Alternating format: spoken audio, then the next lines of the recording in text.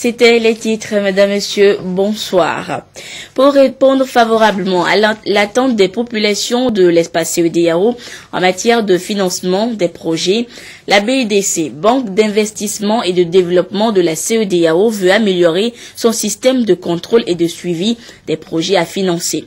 Cette institution financière des projets de la CEDEAO va acquérir de nouvelles expériences auprès de la BAD, Banque africaine de développement. La formation porte sur la qualité à l'entrée des projets et le système de suivi. Des précisions avec Edem Soussoupa. La Banque d'investissement et de développement de la CEDEAO, BIDC, veut se doter des meilleurs instruments et pratiques en matière de conception, de suivi et d'évaluation des projets.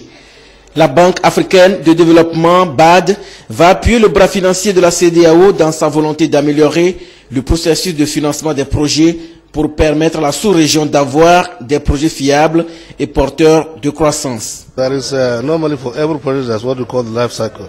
I mean, we start from identification. Vous savez, tout projet a un cycle de vie. On a l'administration, l'évaluation, puis la mise en œuvre. Donc, au quotidien, nous procédons à une évaluation des divers projets que nous faisons en vue de pouvoir renforcer les domaines les plus faibles. Et on s'est rendu compte que le point d'entrée des projets constitue le point le plus important afin de pouvoir réduire les risques à chaque fois pour les projets et donc améliorer la qualité des projets que nous finançons. Nous disposons d'un outil qu'on appelle la qualité à l'entrée. Donc, c'est un outil de sélection des projets, aussi bien les projets publics que les projets privés. Donc, ça nous permet de faire une sélection rigoureuse, basée sur des critères bien déterminés. Et comme vous le savez, un projet dans le portefeuille qui a été bien sélectionné et qui a été bien suivi a toutes les chances de réussir. Et un projet qui réussit, c'est un projet qui est capable de maximiser l'impact sur les bénéficiaires et aussi l'efficacité du développement. C'est un exercice louable, a remarqué le ministre Kako Nubukbo en charge de la prospective et de l'évaluation des politiques publiques. Cette formation va apporter une valeur ajoutée à l'essor économique de l'Afrique de l'Ouest. Notre sous-région est dans une phase cruciale de son développement. C'est la phase de sa transformation structurelle. Et pour cela, nous avons besoin de grands investissements, notamment en infrastructure. Et pour être sûr que nous gérons correctement cet argent, que nous pilotons de façon stratégique notre transformation, nous avons besoin de l'évaluation. Cette évaluation nous permet de réaliser trois choses. Première chose, la redevabilité. Nous devons rendre compte de notre gestion. La deuxième chose, c'est que dans ce contexte de ressources rares, nous devons les allouer de façon optimale. Et enfin, l'aide à la décision. In fine, la BIDC va mieux maîtriser le système d'auto-évaluation des projets des secteurs publics et privés et mettre en place un système qui renforce la qualité à l'entrée de ces projets. Le 22 septembre prochain se tiendra à New York, aux États-Unis, une session spéciale sur le nouveau programme de la CIPD, entendez, Conférence internationale sur la population et le développement. Cette session vise à réaffirmer l'engagement des plus hautes autorités des différents pays membres des Nations Unies par rapport au nouveau plan d'action à adopter pendant les 20 prochaines années. À Lomé, les acteurs impliqués font l'état des lieux de la CIPD 20 ans après pour définir l'agenda post-2014 de cette conférence. Des précisions avec Aliou Orotitri et Charlotte Moussime. Cette projection plante le décor de la rencontre. Elle présente succinctement le contenu du plan d'action de la Conférence internationale sur la population et le développement, CIPD, de septembre 1994. Cette feuille de route, élaborée et adoptée par les 179 pays présents à la conférence du Caire en Égypte, a pris en compte diverses thématiques relatives au développement de la population. 20 ans après son exécution, des changements notables ont été obtenus et déjà, les acteurs réfléchissent sur l'agenda post-2014 de la CIPD. Il s'agit de façon plus précise de mettre tous les acteurs au même niveau d'information sur le contenu du rapport du secrétaire général en la matière et sur le contenu de la résolution qui a été prise le 11 avril dernier, lors de la 47e session de la Commission Population et Développement des Nations Unies. Le Togo a réalisé d'importants progrès dans les différents secteurs du programme CIPD. En témoigne le 4e recensement général de la population et de l'habitat, la réduction du taux de mortalité infantile et maternelle, par exemple. Les efforts doivent se poursuivre. Ce programme est prorogé. C'est une prorogation avec la prise en compte de nouvelles thématiques émergentes en matière de population et développement. On pourra intégrer davantage les questions de climat, d'environnement, qui étaient déjà dans le précédent programme. Mais maintenant, les droits humains, les questions de santé de la reproduction, de santé génétique, de droit à la santé de la reproduction, avec de nouveautés, de changements environnementaux, de changements dans l'approche, de changements dans les mentalités. La conférence internationale sur la population et le développement post-2014 se tiendra le 22 septembre prochain à New York, aux États-Unis.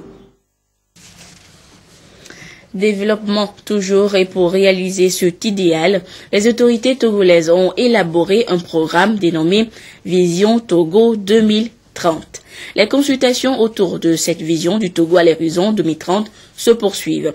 Une démarche prospective qui accorde aussi à l'économie une place capitale pour l'émergence de notre pays à ce rendez-vous de 2030. Mais que retenir de cet aspect économique? Les réponses avec Adolphe Paca.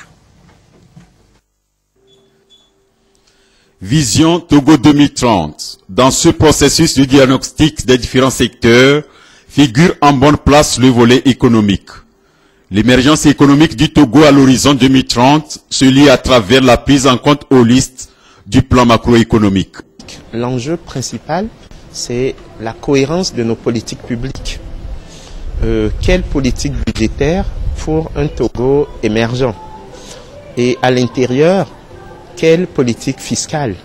Est-ce que nous voulons être un État libéral? À ce moment, vous aurez une fiscalité des entreprises très légère. Mais est-ce que nous voulons être un État plutôt keynésien, plutôt volontariste?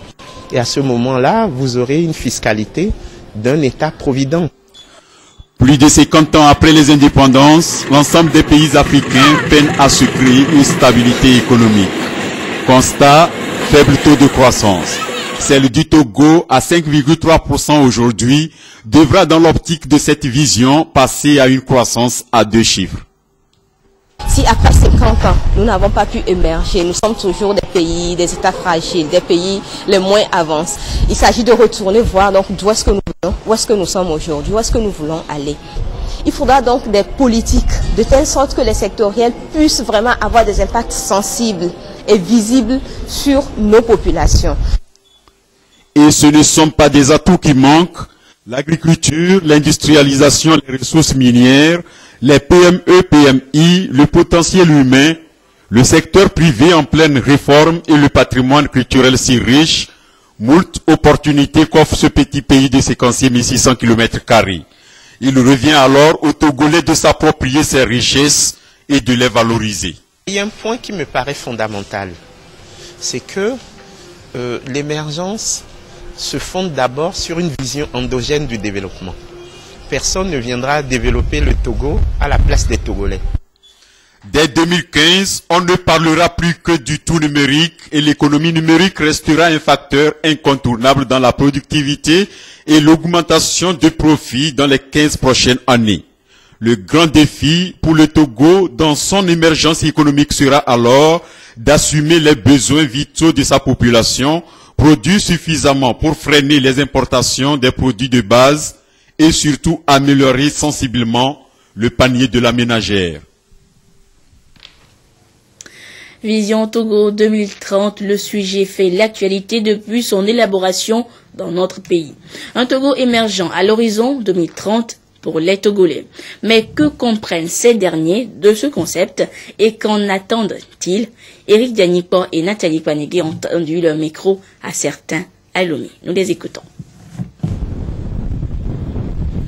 Vision Togo 2030. Dans ce processus destiné à construire une vision consensuelle, Il est question de créer et de renforcer les capacités d'anticipation et de planification stratégique au sein des instances gouvernementales, du secteur privé et de la société civile. C'est avec Missogo que j'ai appris tout ça avec, comment on l'appelle, 2030, que voulez-vous que le Togo devienne. 2030 c'est trop.